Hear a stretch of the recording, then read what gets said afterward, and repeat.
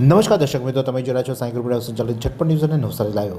દિવસભરની ઘટનાઓથી અવગત કરાતા બુલેટિન ઝટપટમાં જુઓ આજના સમાચાર.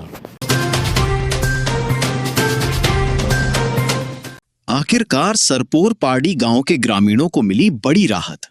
पिछले कई दिनों से इस उपद्रवी बंदर ने गांव में भारी आतंक मचा रखा था। चाहे सैलून हो या दुकान, बंदर ने सब कुछ तहस नहस कर दिया था। लेकिन अब घबराने की कोई जरूरत नहीं है।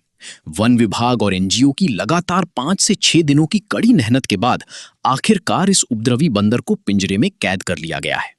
गांव वालों ने अब राहत की सांस ली है। क्या आपके इलाके में भी ऐसा कोई किस्सा हुआ है? कमेंट में हमें जरूर बताएं और ऐसी ही और खबरों के लिए फॉलो करना ना भूलें। નવસારી પોલીસની મોટી સફળતા. સુરત રેન્જમાં પ્રથમવાર સાયબર પાસા.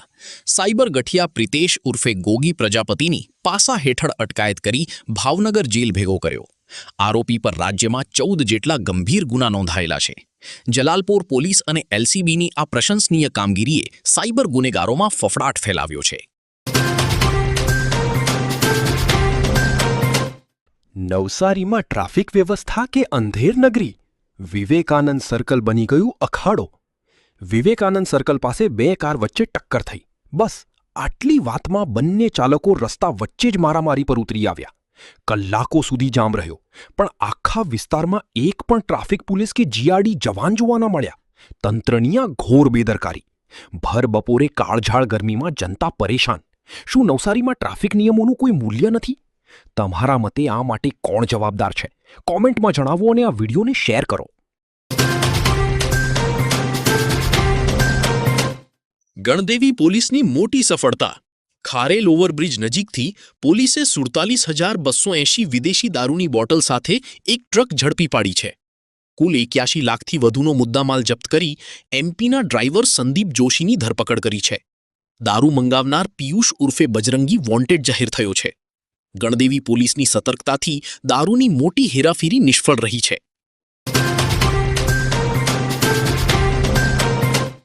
એરો 4 રસ્તાથી અબ્રામા રોડ પર બાઇક સવાર વિકાસના ખાડામાં ખાબક્યો.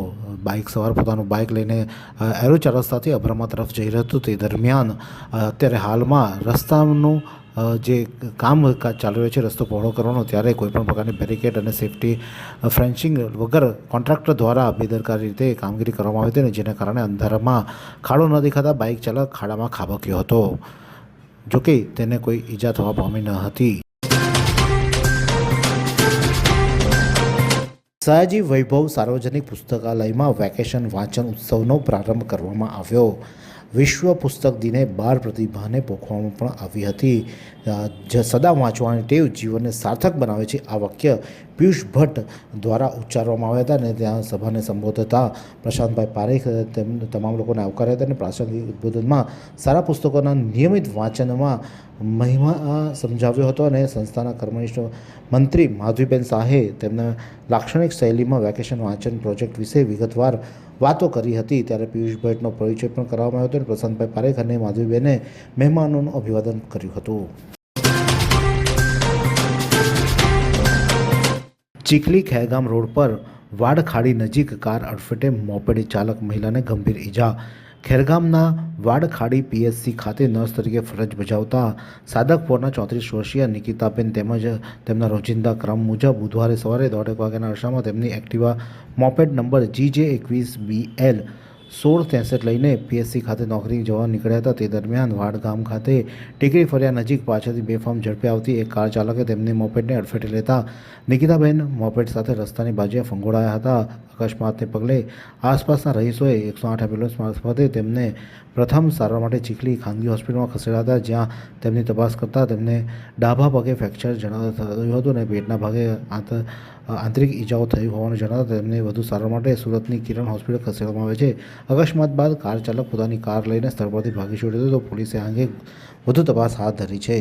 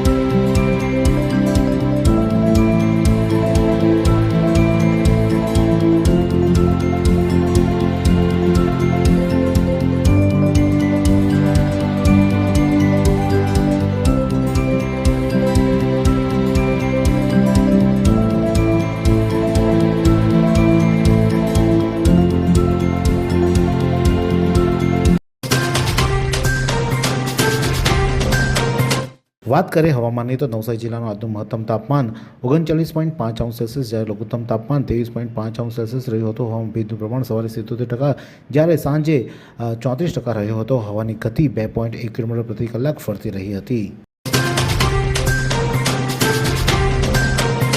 ધરમપુર જિલ્લા વિજ્ઞાન કેન્દ્રમાં પૃથ્વી દિનની ભવ્ય ઉજવણી કરવામાં આવી.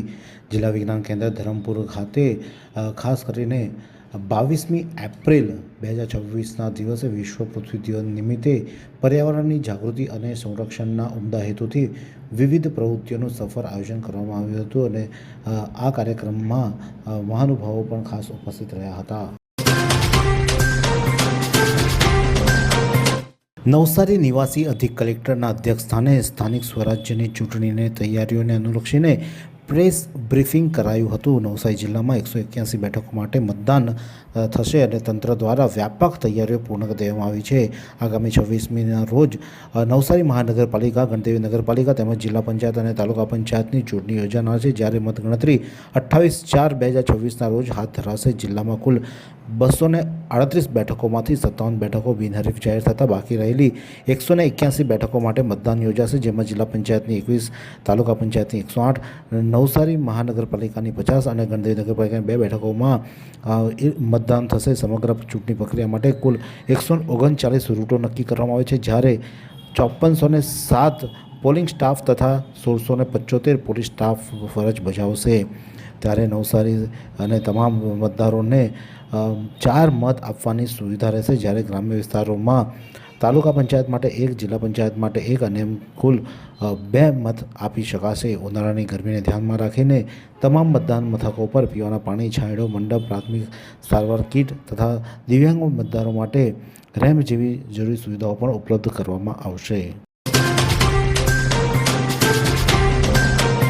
26મી તારીખે મતદાન છે, ત્યારે સુરખાઈ ખાતે 28મો સમૂહ લગ્નોત્સવ પણ ઉજવવા જઈ રહ્યો છે, જેમાં 8 જેટલા દંપતીઓ પોતાના પ્રભુતામાં પગારો માણશે.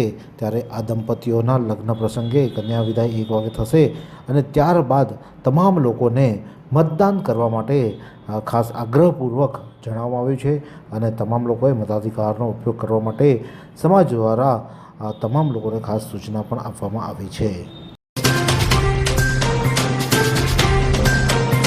ચીખલીના આલીપોર ખાતે પરપ્રાંતીય યુવાનનો કોહવાયેલો મૃતદેહ મળ્યો. ચીખલીના આલીપોર ખાતે રહેતા અને મૂળ આસામના ઘોલપરાના રહીશ 30 વર્ષીય અરુણજી શર્મિલા મોમીન ગત 19મી એપ્રિલે તેમના રૂમ પરથી કોઈને કહ્યા વગર ક્યાંક ચાલ્યા ગયા હતા. તેમની શોધખોળ કરતાં તે મળી આવ્યા ન હતા, પરંતુ તેમનો કોહવાયેલો મૃતદેહ મળી આવતા ચીખલી પોલીસે વધુ તપાસ હાથ ધરી છે. અકસ્માતો ઘટાડવા માટે બિલ્લીમોરા ચીખલી આઈપીએમસીના 150થી વધુ ટેમ્પો, ટ્રેક્ટર અને ટ્રેલર પર રિફ્લેક્ટરો લગાવવામાં આવ્યા. દક્ષિણ ગુજરાતના ખેડૂતો તેમની ખેત પેદાશો વેચાણ માટે તેમજ નજીકના માર્કેટ યાર્ડ સુધી ટેમ્પો, ટ્રેક્ટર, ટ્રેલર લઈ દિવસ રાત જતા હોય છે, ત્યારે માર્કેટ યાર્ડ સુધી જતાં ઘણી વખતે વહેલી સવારે ધુમ્મસ વાતાવરણના કારણે રાત્રિના સમયે ખેત પેદાશો વહન કરતી વખતે રસ્તા પર ઊભા હોય ત્યારે અન્ય વાહનો ચાલકોને દેખાતા નથી, જેથી પાછળથી આવતા વાહન ચાલકો અકસ્માત સર્જાતા હોય છે, જેને કરીને અકસ્માત નિવારણ માટે રિફ્લેક્ટરો લગાવી તમામ વાહનો સુરક્ષિત કરવામાં આવ્યા હતા. ખેરગામ ખાતે બજારની ખુલ્લી ગટર, જોખમી ગટરબંધની ગંદકી દૂર કરવા માટે રજૂઆત કરવામાં આવી.